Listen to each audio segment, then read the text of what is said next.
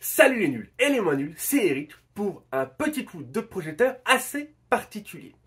Petit disclaimer, il va s'agir d'un jeu réservé aux adultes avertis. Donc si tu es mineur ou si le plaisir charnel ne t'intéresse guère, je t'invite à couper ce moment pédagogique tout de suite et à revenir plus tard pour les prochains. N'hésite pas à t'abonner et à cliquer sur la cloche de notification pour ne rien louper.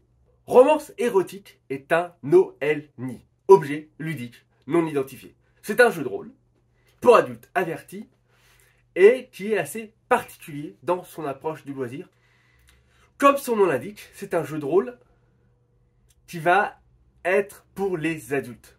Dans romance érotique, il y a érotique et c'est effectivement un jeu qui va avoir comme approche, comme propos, d'exciter vos sens. C'est un jeu de rôle, certes, mais c'est aussi un jeu de rôle qui va pouvoir faire office de préliminaire dans votre couple, d'exciter vos sens et qui va amener à un rapport sexuel. Il me semble d'ailleurs que le jeu, à l'époque où il était édité chez les écuries d'Augias et il est désormais dans la boutique de Cyclo, il me semble qu'à une époque, il était même vendu en sex shop comme un accessoire sexuel comme un autre. Dans Romance érotique, on va jouer la romance, donc, d'un couple, de la première fois où ils se rencontrent, où ils se voient, où ils s'aperçoivent, le premier coup d'œil, à l'acte sexuel, en passant par les rendez-vous, etc., etc. Je pense que c'est un jeu qui est à jouer en couple, ou en tout cas avec une personne avec laquelle on est suffisamment intime, puisque, vous le verrez plus tard, il y a une histoire de gage, et ça peut aller relativement long. Romance érotique, comment le jeu fonctionne? Eh bien, c'est un jeu sans MJ, puisque on va être à tour de rôle le MJ d'une scène. C'est également un jeu en convergence, c'est-à-dire que ce que font les personnages vont se rapprocher de ce que font les joueurs. Au fur et à mesure des rencontres, de la romance, les joueurs vont arriver à faire ce que font les personnages, c'est-à-dire arriver à l'acte sexuel. Le jeu va être séparé en 3 phases distinctes. Ces phases vont être différentes par rapport au contexte et à la tenue des partenaires de jeu, ainsi qu'aux gages qui vont être proposés. Le reste va être identique. Ce qui est identique, c'est la manière de cadrer une scène. Le joueur ou la joueuse active va cadrer la scène, dire le décor, et va narrer. L'autre va quant à elle ou quant à lui incarner son personnage et réagir à ce que dit l'autre. Et on va faire ça de manière assez freeform, sans faire intervenir les règles, tant qu'il n'y a pas de tentative de séduction. Tout est à la discrétion des joueurs et des joueuses autour de la table. Si je dis que mon personnage arrive à faire ça, ben il va réussir à faire ça. Tant que l'autre ne considère pas que c'est une tentative de séduction, on narre et les conséquences, les actions assez librement.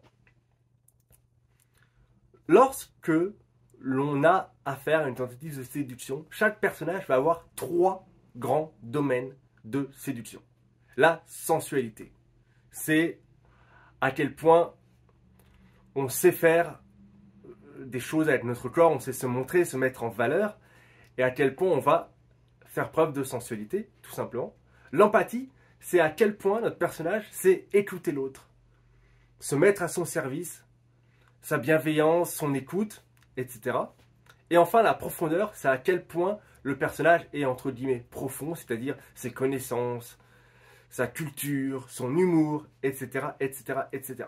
Romance érotique est quelque part une sorte de grandeur nature, puisqu'on va jouer avec notre cœur, et ces 3 domaines vont être représentés par 3 rubans de couleurs différentes.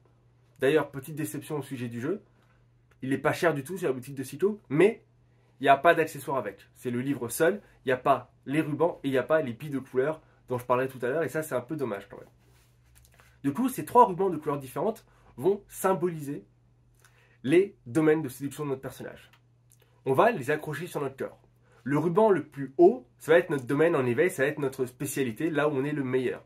Par exemple, si j'accroche là sensualité, c'est-à-dire que je suis une bête en sensualité. Puis, je vais en mettre un peu plus bas, où je suis moyen, par exemple l'empathie. Et enfin, un autre genre plus bas, la profondeur, voilà, ça vous permet visuellement de savoir quels sont les points forts et les points faibles de votre personnage. Lorsque l'on joue, on va avoir également un sac avec des billes de couleur. Et on va définir des gages. Lorsque l'on joue et qu'on fait des actions, on va narrer librement. Nous, en tant que personnage actif, le décor, les figurants, ainsi que les actions de notre personnage. Et l'autre, en tant que personnage séduit, entre guillemets, va narrer ses réactions et ce que son personnage fait. De manière très libre et sans utiliser les règles. Jusqu'à ce que le personnage qui va être séduit décide que c'est une tentative de séduction. Dans ce cas-là, on va utiliser les règles, qui sont relativement simples. La personne dont le personnage est la cible de la séduction va décider de la difficulté et du nombre de points d'héroïsme que l'on peut gagner.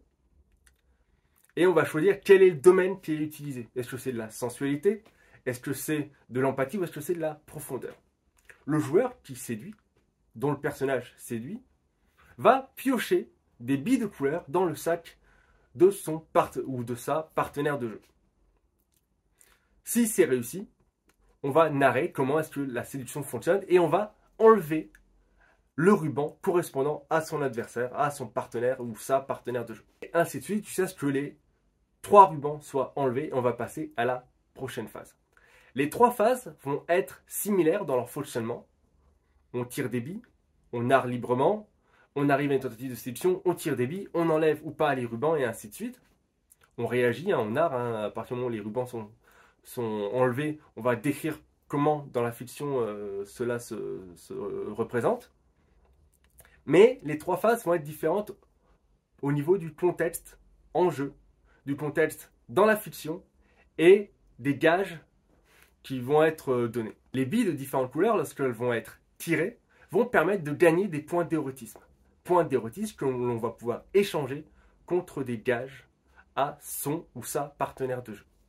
Sachant que plus on gagne de points d'érotisme, plus la tentative de séduction était difficile, et plus il fallait tirer de billes d'une certaine couleur, plus on va gagner de points d'érotisme, et plus les gages seront élevés.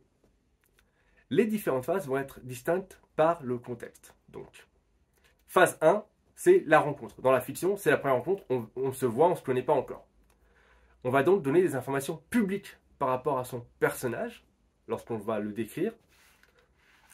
On va être habillé, ça c'est pas dans la fiction, c'est autour de la table, en mode grandeur nature, on va être tous les deux habillés et mettre les rubans au-dessus de nos vêtements.